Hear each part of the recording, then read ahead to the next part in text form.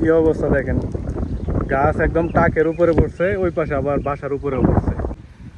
চলেন আপনাদেরকে একটু দেখাই ঘূর্ণিঝড় হওয়ার পরে বাহিরের কি অবস্থা। তো আমি যে এখন ভিডিওটা তৈরি করতেছি এখন হচ্ছে 2:50 বাজে।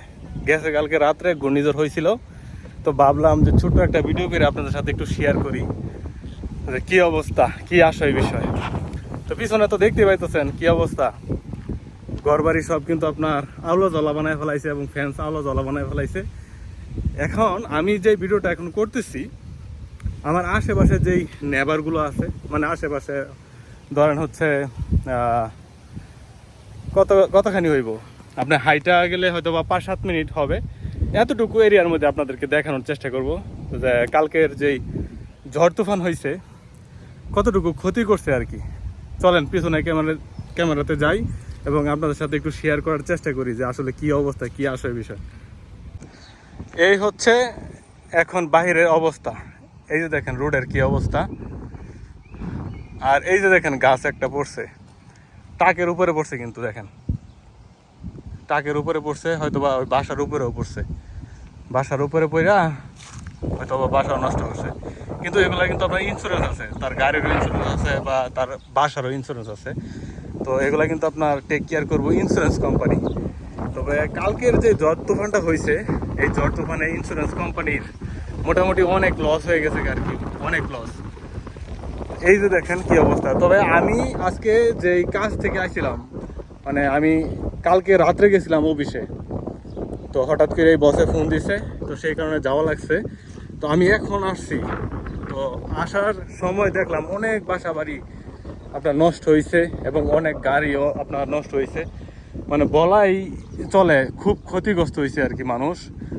তো এই ক্ষতি পুষায় উঠতে মোটামুটি অনেক সময় লাগবে আর কি, কারণ এগুলো ঠিকঠাক করতে সময় লাগবে। যদিও ইন্স্যুরেন্সে আপনার বহন করব, তারপরেও এগুলো একটু সময় লাগবে, কারণ হচ্ছে এগুলা তারা আসবে, ইনভেস্টিগেশন করবে, তারপর হচ্ছে এগুলো আবার ফাইল টাইল হইয়া তারপরে এগুলা বিল হয়ে আসবে আর কি।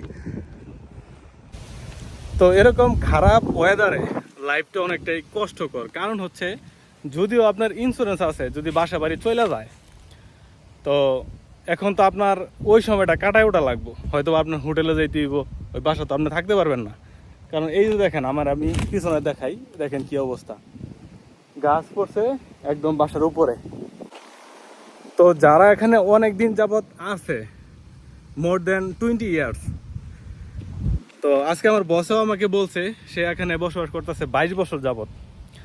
তো তার নিজের চোখে দেখা এরকম ঝড় তুফান সে এর আগে কখনো দেখে নাই, এই ফার্স্ট।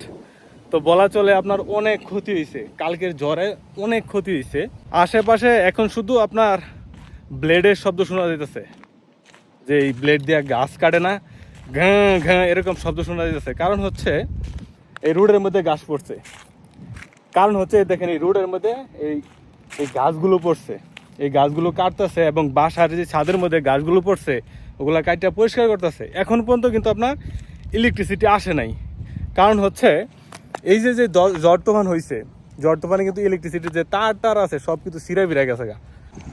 এই হলো সেই ইলেকট্রিক্যালের যেই তার, এই হচ্ছে তার ট্রান্সমিটার এখানে পড়ে রয়েছে, আর হচ্ছে ইলেকট্রিক্যালের যে খুঁটি, এই হচ্ছে সেই খুঁটি ভাঙা এখানে পড়ে রয়েছে, এই হচ্ছে সেই তার।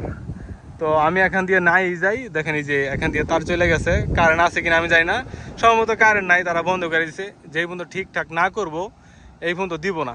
আর এই যে দেখেন এই যে এখানে বাসার মধ্যে গাছ পড়ছে, আর এই হচ্ছে সেই আপনার রোডের অবস্থা দেখেন, এই যে গাছ পড়ে কি হয়েছে, মানে এই দেখেন আমি আপনাদেরকে একটু ঘুরায় দেখানোর চেষ্টা করতেছি। এটা হচ্ছে আমার আশেপাশে যে বাসা বাড়িগুলো, এই এতটুকু আপনাদেরকে দেখাইলাম আমার যে নেবার আছে, এবং আশেপাশে আরও অনেক ক্ষতি হয়েছে, অনেক ক্ষতি হয়েছে।